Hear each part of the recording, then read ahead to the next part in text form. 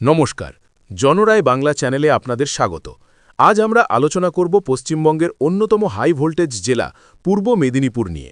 2026-এর বিধানসভা নির্বাচনে এখানকার 16টি আসনের ভাগ্য কোন দিকে যেতে পারে। আসন ধরে ধরে চলুন দেখে নিই আমাদের বিশেষ সমীক্ষা। 1. তমলুক 203।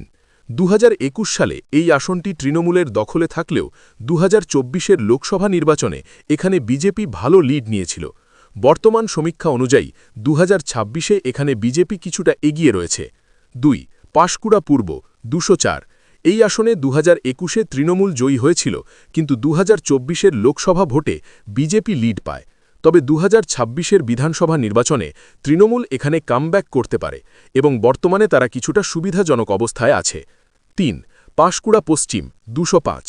পাঁশকুড়া পূর্বের মতো এখানেও লোকসভা ভোটে বিজেপি লিড পেয়েছিল, কিন্তু বিধানসভা ভিত্তিক সমীকরণে তৃণমূলের সংগঠন এখানে মজবুত, তাই 2026-এ তৃণমূল এখানে এগিয়ে থাকতে পারে। 4. ময়না 206। ময়না আসনটি বর্তমানে বিজেপির দখলে। 2024-এর লোকসভাতেও বিজেপি লিড পেয়েছে, তবে তৃণমূলের চন্দন মণ্ডল এখানে বড় ফ্যাক্টর হতে পারেন। তবুও বর্তমান বিচারে বিজেপি এখানে কিছুটা এগিয়ে। 5. নন্দকুমার 207। 2021-এ তৃণমূল জিতলেও লোকসভা ভোটের নিরিখে এখানে বিজেপি লিড নিয়েছে। 2026-এর লড়াইয়ে এখানে বিজেপির পাল্লা কিছুটা ভারী দেখা যাচ্ছে। 6. মহিষাদল 208। শিল্পাঞ্চল সংলগ্ন এই আসনে লোকসভা ভোটে বিজেপি লিড পেয়েছে। তৃণমূলের শক্ত ঘাঁটি হওয়া সত্ত্বেও বর্তমান ট্রেন্ড অনুযায়ী এখানে বিজেপি এগিয়ে। 7. হলদিয়া 209। হলদিয়া এখন বিজেপির অন্যতম শক্তিশালী দুর্গ। লোকসভা ভোটের বিপুল লিড 2026-এও বজায় থাকার সম্ভাবনা রয়েছে। এখানে বিজেপি অনেকটাই এগিয়ে। 8.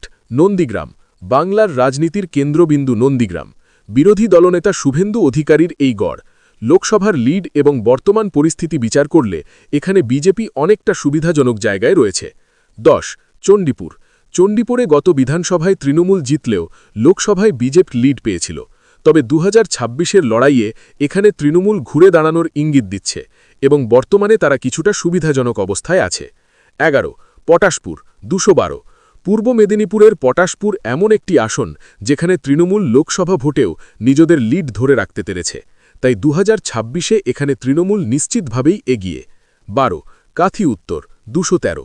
অধিকারী পরিবারের খাস তালুক হিসেবে পরিচিত এই আসনে লোকসভা ভোটে বিজেপি লিড পেয়েছে। 2026-এও এখানে বিজেপির জয়ের সম্ভাবনা বেশি। 13. ভাগওয়ানপুর 214।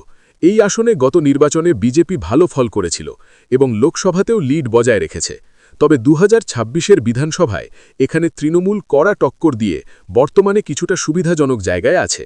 14. খেজুরি 215। খেজুরি বর্তমানে বিজেপির শক্ত ঘাঁটি। লোকসভা নির্বাচনের ফলাফল এবং বর্তমান রাজনৈতিক পরিস্থিতি অনুযায়ী এখানে বিজেপি অনেকটাই এগিয়ে। 15. কাঁথি দক্ষিণ 216।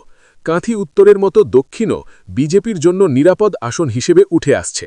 লোকসভার বড় লিড বিজেপিকে এখানে অনেকটা এগিয়ে রেখেছে। 16. রামনগর। এই আসনে লোকসভা ভোটে বিজেপি লিড পেলেও লড়াই হবে অত্যন্ত হাড্ডাহাড্ডি।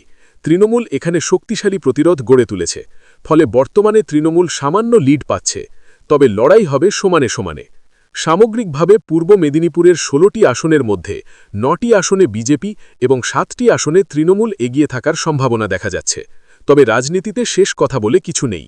আপনার বিধানসভা কেন্দ্রে কে জিতবে বলে আপনি মনে করেন, কমেন্ট করে জানান। ধন্যবাদ। দেখতে থাকুন জনরায় বাংলা।